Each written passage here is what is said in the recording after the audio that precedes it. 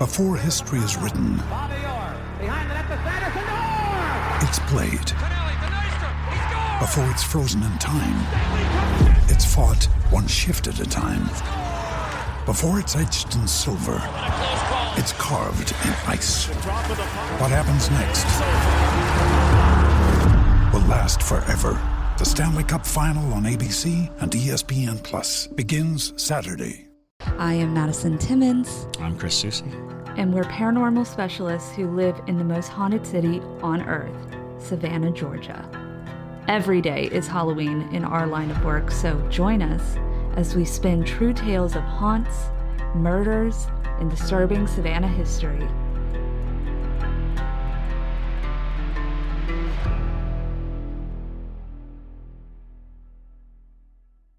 I'm Madison. I'm Chris. And welcome to the most haunted city on earth. Boom. Hello, and welcome back to another episode of the most haunted city on earth. My name is Madison Timmons. I'm Chris Susi. And I'm Biscuits. Biscuits? Biscuits. Oh, that's the first thing that came to mind. Okay. Well, all right. All right, that works. I think JT's hungry. Yeah, A little bit. a little bit. He A little just hungry. he just wants some biscuits. Biscuits. Biscuit would be a cute name for a dog.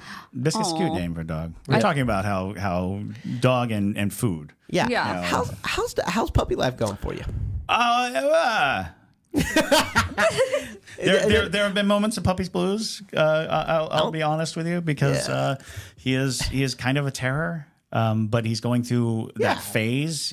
I think he's coming out of it. We actually found him a dog to play with, and that's helped a lot because I think he spends most of his time thinking that me and Megan are just dogs to play with, and it's like we are not dogs to play with. Please remove your teeth from my body.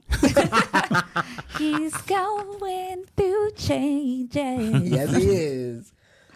But now he's the unruly teenager right now. Yeah. Because like we had him doing tricks and knowing his name. Now he doesn't listen to us at all. He's just like, you don't know what I'm going through.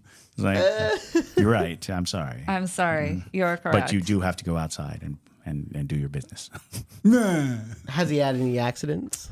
Well, he still pees in the house. I would say it's drastically reduced, like maybe once a day now, which is impressive because it was like 20 times a day before.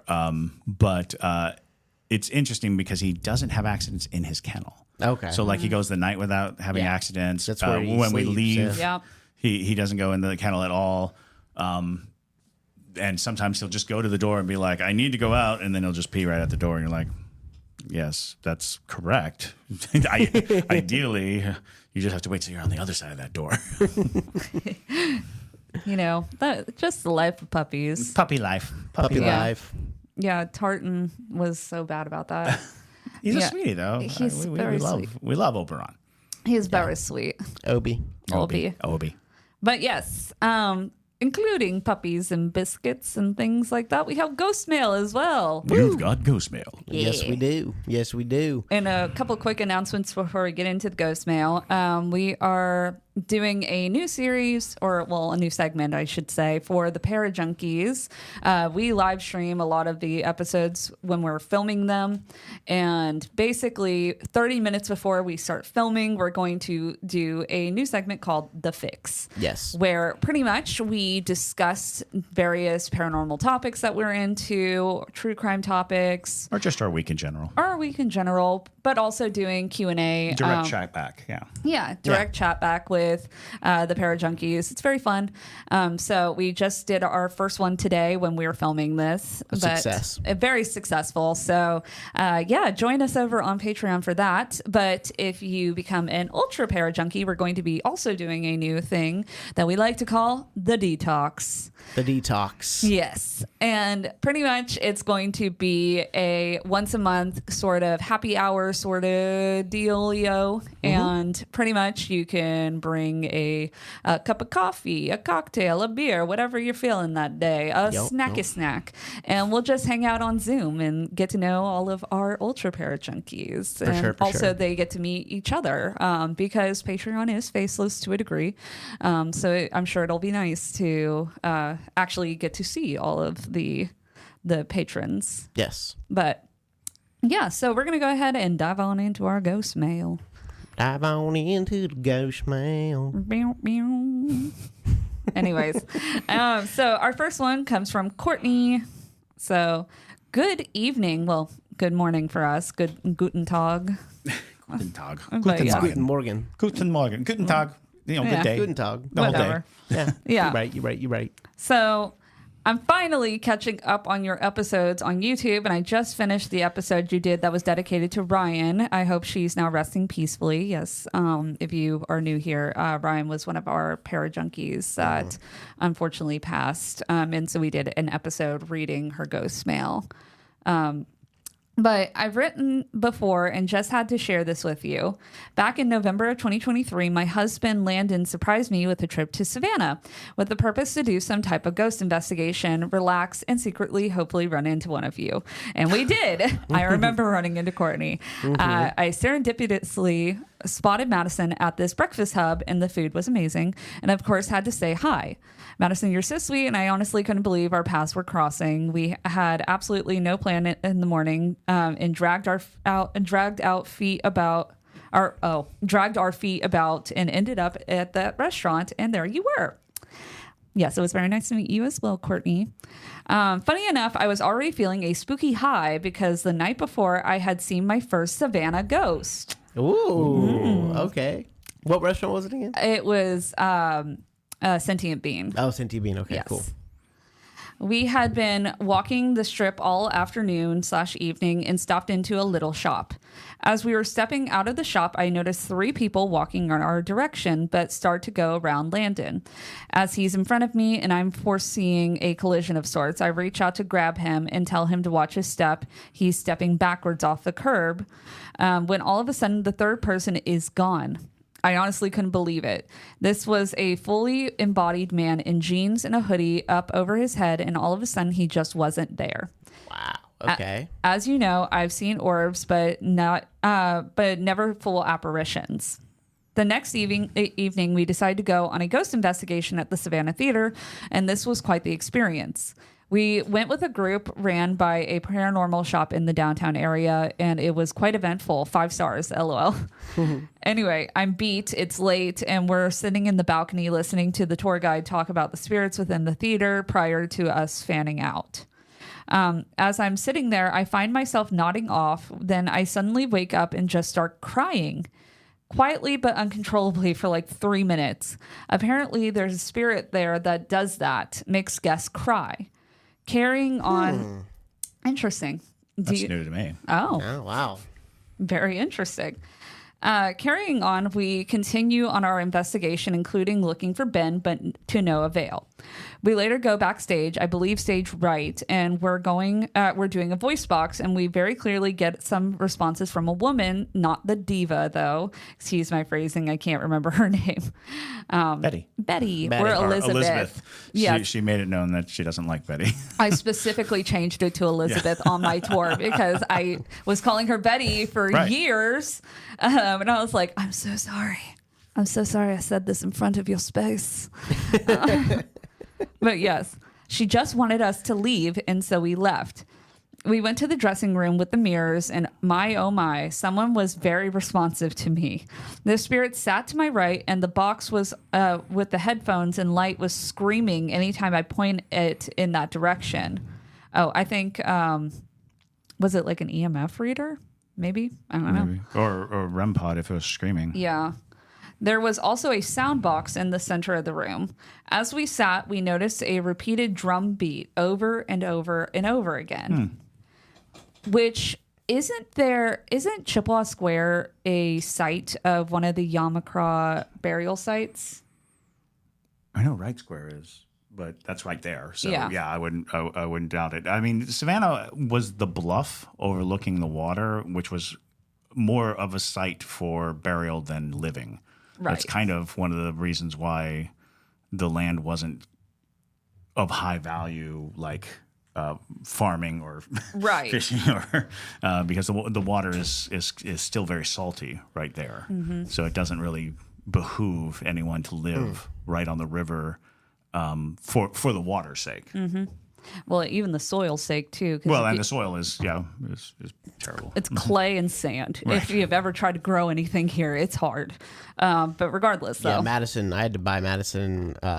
Build. I had to build Madison an above ground garden because it was just impossible to do anything with it. Yeah. Yeah, you need very aggressive wildlife, fauna. Yes, which is why oak trees do very well here. Or flora, excuse me. Yeah. But yes. One of the tour guides was talking to the spirit and seemed to believe that this man was Ben's dad. After a little while, I proceeded to drum to the beat, and he seemed to enjoy this. This all led me to wonder what his backstory was or where this drum beat came from. Was he Ben's dad, or was he a musical performer in the theater at some point? Was he a free man or a slave at the time of his passing? I forgot to mention, we went to the Sorrel Weed House before going to the Savannah Theater, and although I didn't see or feel anything, Landon said he saw the man of the house in the doorway of the first room. Nonetheless, it was a very beautiful home, and I wish we would have explored more of the property. Oh, and another thing. Since returning from this trip, I've been seeing a little shadow spirit in my home.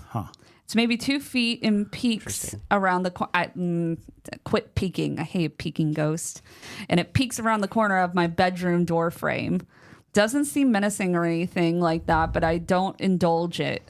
Yeah. My 6-year-old son seems to see it too every once in a while. I've been able to subdue his appearances with some practices, but he likes to turn up every couple of months. Interesting. Thanks for taking the time to read this lengthy email, and thank you for always being kind and open-minded. The community you've nurtured into existence is a worthy one. Much love.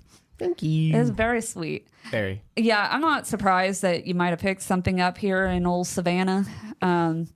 Because... Especially if you're going distinctly looking for ghosts. Right. You're open to the contact. Yeah, especially with shadow spirits, because those tend to be low energy beings. It's very common for them to attach to people because they want the acknowledgement so they can continue existing. But if it's not feeling malevolent and it's just kind of there, Yeah. You know. Yeah. Interesting that your husband saw Francis Sorrel. Yeah, very rare sighting of the male presence at Sorrel Weed. It's usually Matilda or Lucinda, whoever, and occasionally Sally. And what's the daughter's name? The 6-year-old girl. Oh. Usually her too. Yes. Yes. The little girl is very prominent. Yeah. In the basement, especially. Mm-hmm. Yeah. So, it's interesting that you saw that. But also Ben's dad. I've never heard of Ben's dad. I've never heard of Ben's dad at all. And as far as drumming is concerned, the thought that came to my mind immediately was Sheldon Pinckney, who was a performer that recently passed away. But they used to do Stomp. Segments of Stomp there, which is basically just a big drum show. So it's is it similar to like Stomping the Yard? No, it's so it's interesting. Stomp was a Broadway show in which they were using anything as a drum. Okay. So it's the one where they have like trash can lids or turn over trash cans and play trash cans. Okay, yeah. And they go up the stairs, playing the stairs, and they use like brooms. I remember that. For all this rhythmic stuff. That's it. I think that's what came immediately to my mind when you were saying drumming. I was like, oh, that's interesting because people try to reach out to Sheldon a lot. He's very beloved, and he only passed away like 10 years ago. So and his picture is in the lobby. Oh, interesting. Mm-hmm. Yeah. We just had a Savannah legend pass away, didn't we? Diana. Diana. Yeah. Well, she was kind of a legend in the social scene because she was this very bold woman in her fashion.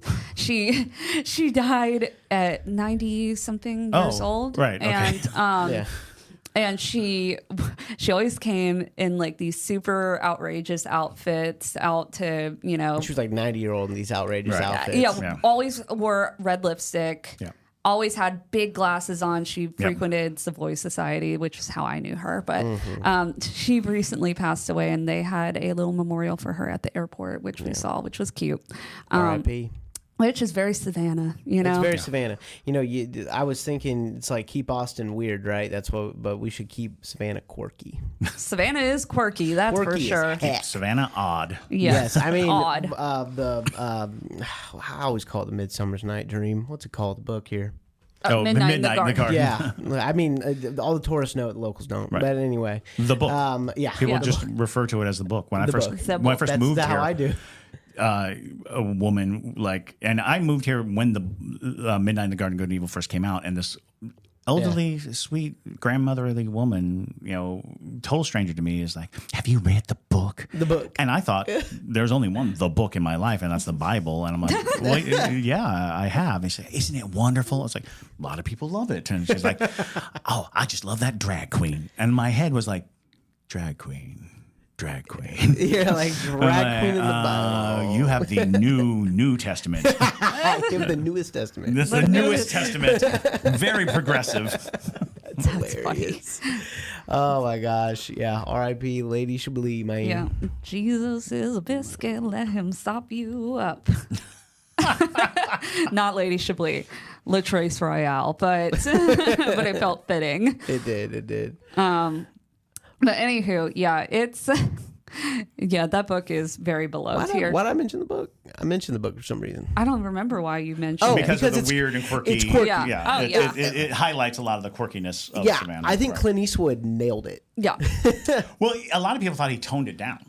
Yeah, I mean, I guess. And it's possible too that the book is a little toned down too, because the depiction of the Jim Williams parties, where people are just standing around and having civil discussions. Apparently, they were raucous events of just craziness and debauchery and bras on the lampshade. Absolutely. Yeah. Well, probably firing off their guns. Well, that's the Savannah way. There's no tame parties in this city. Nope. But yes. So our next ghost mail comes from Maddie, who actually sent this in on TikTok. Okay. So, hi. So, I have a pretty scary story from a few years back when I was in high school. One week, I started to have these bad dreams, and the energy in my room felt pretty off, but I didn't pay much attention to it. The next week, I'm sleeping over at my friend's house, and I had a dream that I was sitting in my bedroom, and a demonic entity was terrorizing me. Oh. Fast forward again to the next week, and I had two girlfriends come over after youth group. We were sitting in my bedroom just talking about God. We're Catholic. Eventually, we get into keeping certain things in our room for prayer and protection and stuff. And I mentioned how I've been thinking of putting a little statue of Mother Mary in my room. As soon as I said that, though, the energy in the room shifted. It was suffocating, and I felt as if I couldn't breathe. This invisible weight was pushing my whole body down, and I was stuck there and couldn't pull my gaze away from my feet. Wow. I had this feeling of something was screaming at me with such intense hate. It's hard to explain. Like I didn't hear it, but I just knew that someone was screaming at me not to look up. After fighting with this feeling and inability to breathe, the air felt thick, almost like I couldn't get air in. Jeez. I finally looked up at my friends, and once we all made eye contact, we knew we were all feeling the same thing. Without even saying anything, we just nodded at each other, joined hands, and began to pray. After saying something along the lines of I'm the name of God, or in the name of God, leave here and never return. You have no power here. God is king. It vanished. Things felt normal again. After that, but the evil that I felt that day will never be forgotten. It was horrible. Wow. That's crazy. That's wild. Yeah. That's wild. Absolutely. And that I've heard stories very similar to that, in the past, that kind of oppressive darkness, that kind of,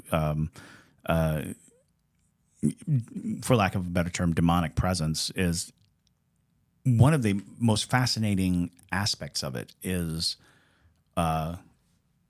pitting your faith against a demon. Because that's what it definitely sounds like. The triggering notion was that you were going to bring a religious icon into its area of operation, and that immediately diminishes the hold that he could have or it could have upon you or anyone in that room. So yeah, that's intense. That is very intense. Yeah, it's interesting because of the fact that it definitely, just the fact that it had such an intense aversion to having a statue is concerning. But also it just kind of, aids to what we've always said when it comes to dealing with malevolent type entities. Having faith in something is your best asset when you're dealing with these sort of things, whether that be praying and having such intense faith that that's what you believe in, that is your protection. Or because too, like the Catholic Church is a good example of an institution that created a very regimented system, and that regimented system can also affect the otherworldly things. They're learning just as easily as we are learning. And so if this becomes some kind of dogmatic law, then these entities oftentimes will follow the law simply because of exposure. Just the same way that we are sort of incapable of upturning our faith simply by, will. So too can these dark figures who may have been raised on the same notion of these are the rules. They can't break those rules simply because they don't know that those rules could be broken. Right. And that becomes, a lot of the ebb and flow of it. And that's why, like, even older practices, ancient practices, spirits have long memories. These entities have long memories. If you tap into anything that reminds them of how inconsequential they can become, you have something. So yeah, whatever faith you follow, when you invest fully into that faith, you've got a powerful weapon against darkness. Absolutely, For sure. yeah. Or even saying, like we always say, people can like have a knife or whatever and be like, I'm gonna get you, and it's like, oh my God, can you get me? Yeah, exactly. It's like, if your faith in a weapon or a charm or good luck or anything like that, you got a rabbit's foot and you believe that that's going to protect you, it very well could because of your belief. But there's a very slippery slope. Sure. Because things like that are easily challenged. Right. Things like that it can be challenged. If you hold up a knife, that's easily challenged. Something innocuous like, God is going to smite you, that's a so bizarre a notion that it's like, well, I can't test that. What That's true. How do I test whether or not that's true without being smited? Stabbing someone doesn't always result in them dying, or you can take your chances. You know? all right, we are here. And Chris is not here anymore. It's Debria now. Woo! Yay! Oh, yeah. For those of you who are watching, here's Debria. For those of you who are listening, here's Debria. You have to say something. Hi, I am Debria, a.k.a. Chris. Okay. Heard. This has been Chris all along. Black female Chris. Yeah, if you didn't know, Chris was a shapeshifter. And so now he is in the form of what he likes to call Debria. But anyways, the reason why Chris is no longer here and now Debria is here is because this next story and our last story for the episode, we filmed before Chris left for San Francisco. But unfortunately, because most of y'all know, we don't proofread these stories before we read them on Ghostmail, because we find we get the best honest reactions if we just read it for the first time live on air.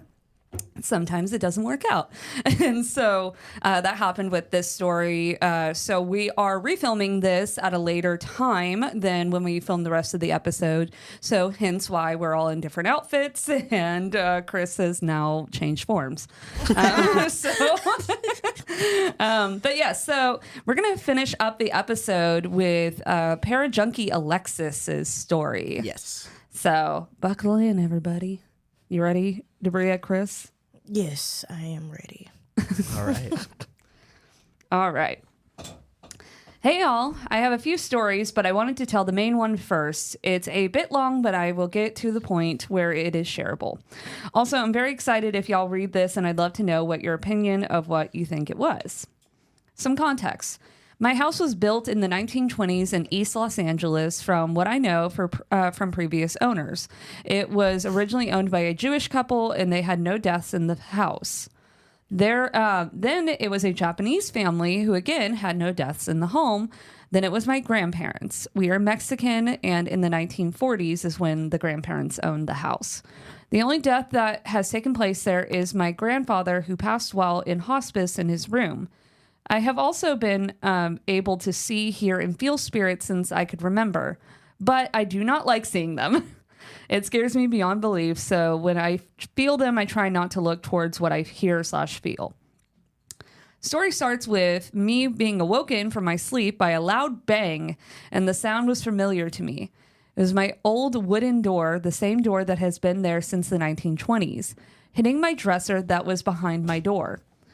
I thought this was very odd because I strictly sleep with my door closed. Same.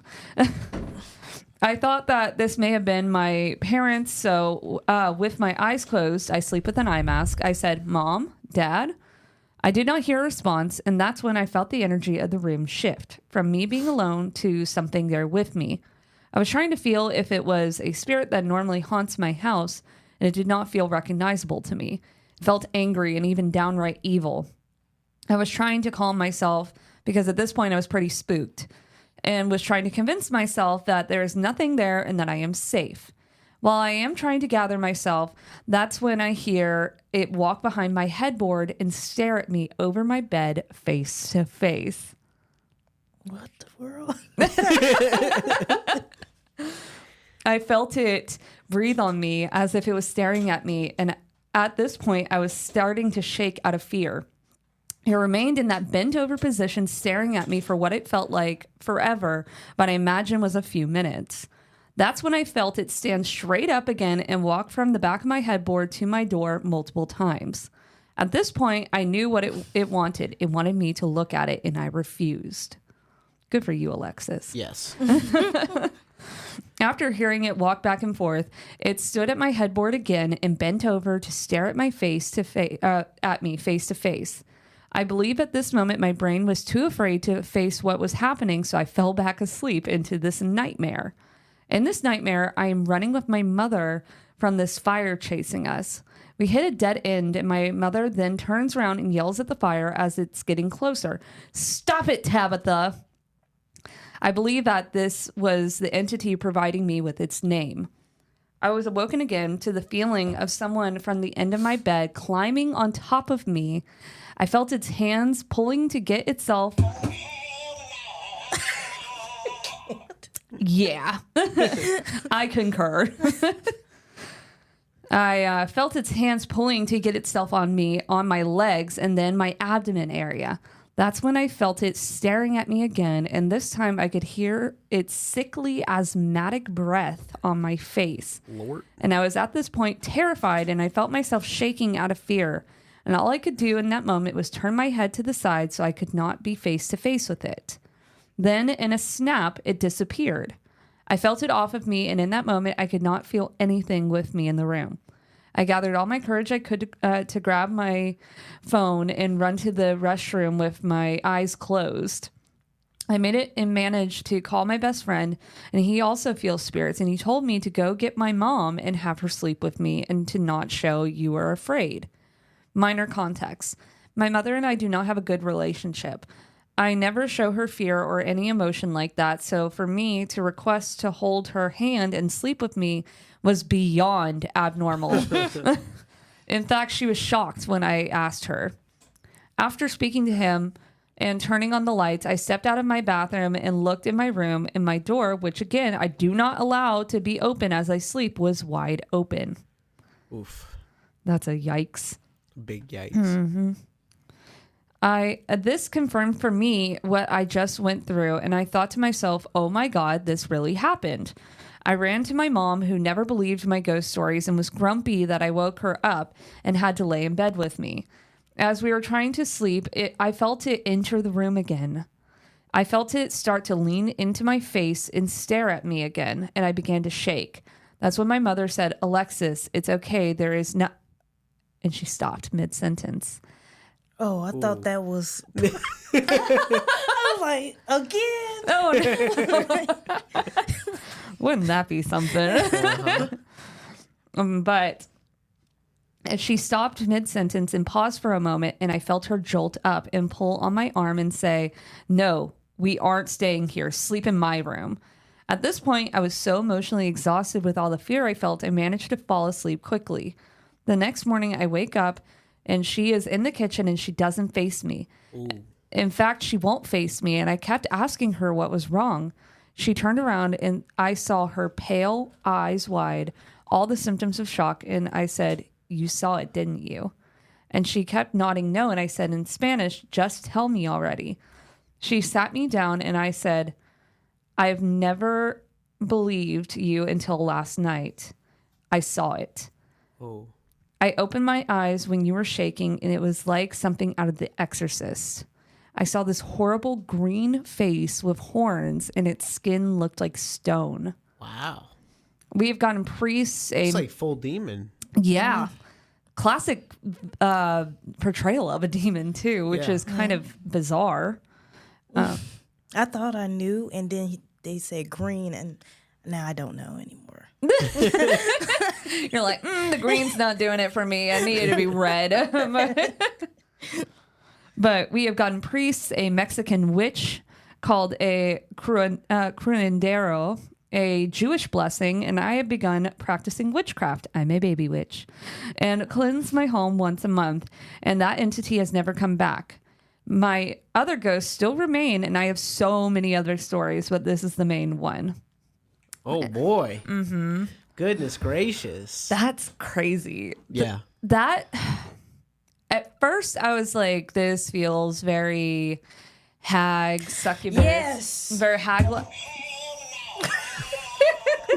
Did it remind you of your hag encounters? Yes. Oh, really? It did? Yeah, but the only difference is I couldn't move. Oh, yeah. Yeah. Okay. Interesting. Yeah, it feels to me. So what I found interesting is that you had the dream where your mom called it Tabitha. And the thing is most entities don't give up their names like that. Yeah. Mm-hmm. So part of me is thinking that maybe by giving you that name, it wanted you to let your guard down a little bit. Yep. To be like, yeah, my name's Tabitha, because Tabitha also sounds like a lot of other demonic names. Yeah. And it's just a little bit off so that it makes you feel rational enough, but it's not giving you the full power. Because also Tabitha would be a very bizarre name, in my opinion, for a greenhorn demon that's not from like a smutty like fairy book, you know? So what other differences, because I've known that Debria has suffered from sleep paralysis for a while now. What are the differences between your sleep paralysis and hers? Well, or just the witch, I guess. That's what I mean. Well, one, I can't move. Mm-hmm. I do see a figure. I think the first time I saw a figure was at the apartment I'm at now. Okay. That's the first time I've ever seen a figure. And the figure was very tall. It was hovering over me. And then I closed my eyes and I could feel like it left, but I still had that pressure like I can't move. And then eventually I'll fall asleep and then I'll wake up and it's all, better, I guess. Yeah. But the green face and horns, nope. We've never done that. So do you think that, different cultures have different hags that do different things? Maybe. I could see that. Yeah. Yeah, because, like when you look at hags in particular, they have a lot of similarities to succubi, I should say, incubi, even vampiric lore. Uh-huh. They all kind of intermingle a little bit. And so I think the big differentiating point is the cultural differences. Okay. Because you oftentimes see vampires in more Slavic lore and Eastern European realm. Succubi have been in multiple cultures. I find hags in particular really only come into play usually with people who have some level of African descendants, Yes. you know, but that just could be because that's just that one subsection of malevolent type entity. To me, it sounds like this particular entity, because intuition's a big thing. What are you feeling in the moment when you're having those encounters? And the fact that you were saying that you felt like it wanted you to look at it leads me to think that it's not trying to steal energy by doing the hag thing, which is to ride your chest and be like Dementor style, you know? Oh, yeah. But it feels more like it feeds off of fear. In the way that's how it gains energy and it sustains itself, is by knowing it looks horrifying, which is also sometimes a key indicator of, for lack of a better term, a demonic force. They will shapeshift into something that is disturbing to you in particular, or disturbing to your mother. And I'm not overtly familiar with too many Mexican particular malevolent entities, because I know they do have their own demonic subsection of entities, but I wonder if it wasn't portraying itself as something that your mother would have feared and why she saw it that way. And maybe if you saw it, it would have looked differently. Yeah. Just a thought. No, it's a good thought. 100%. But yeah, we'll ask Chris if he knows any particularly Mexican demons when he gets back, but or I'll do some reading, some digging on it. But it is interesting that it spurred you enough to want to get all these different cultures to come in and bless the house, just covering all the bases, you know, which is fascinating at least. But I could try to find like a Mexican demonologist, or just someone who can speak on the culture. Yeah, That would be interesting. yeah, that would be interesting. it would be. I still am trying to find a Native American a person who, like to talk about Native American lore and whatnot. Any people learning shamanism out there who's listening, let us know. Let us Because know. we've been wanting a shaman to come onto this for There's so forever. many. Just being a paranormal podcast, there's like so many topics that we haven't discussed yet, but we want to discuss. But we're white. Right. No, literally. Yeah, I mean, it's just true. Yeah, it's like we can't just talk. Like, we can talk about the Wendigo all day, but when you start to get into like real Native American spirituality, we're just like, no. Well, because a lot of that is closed information. And It is there- closed information. And there are certain facets that are not meant for the public to know about. Yep. So you can only do so much reading about things. But yeah, and then we do have a deep knowledge from Chris about at least different Asian. He's well read, that boy. Yeah. Well, We FaceTime them in. we're like, Chris, I know you're at the Winchester mansion, but if you could you tell us anything about? Do you know any demons from Mexico that have green? He'd be like, I do. I do. Actually, I do. Yeah. But yeah, nonetheless, though, thank you, Alexis, for sending in that horrifying story. Oh, yeah. I'm sure that's going to keep Debria up all night. Oh, God. You're just going to picture this little green devil. I don't want to look into his face. That's the thing. Maybe it is a hag. I never looked in my figure's face before. So maybe next time, I'm not going to. I'm just kidding. You're like, I'll be like, this is literally me. Oh, nope. oh. Oh, no. Which it is, just a side note, it is interesting though that you had the more intense like sleep paralysis encounters in the space you're in now, because Kiwan, JT's brother, used to live in the Yes. unit right above Debria, and he has horrible sleep paralysis as well, and it was does. really bad in that And apartment. y'all just telling me? Yeah, it's true. It's true. No. Yeah. Yeah, but he used to sleep with the Bible next to him, and so he would. I think he left his hag. because he hasn't talked about it. He would have told me, you know, if He it left that happened for more. you. I think he left it for you. That was a welcome. That was a welcome gift for you, Debria. It traveled downstairs. Yeah. Well, thank you guys so much for listening to today's episode. Hopefully you enjoyed some ghosty mail. But if you have a ghost story you want to send in, you can send it to ghostmail@hauntedcitypodcast.com. We love to read them. We love to see it. Also, you can send any questions you might have for Q&As, or if you have ghost photos you want to send for a Ghost Con and Camera segment, please send them on over to Ghostmail. Heck Yeah. But with that, thank you so much, y'all. My name is Madison Timmons. And I'm Chris. Stay spooky, y'all.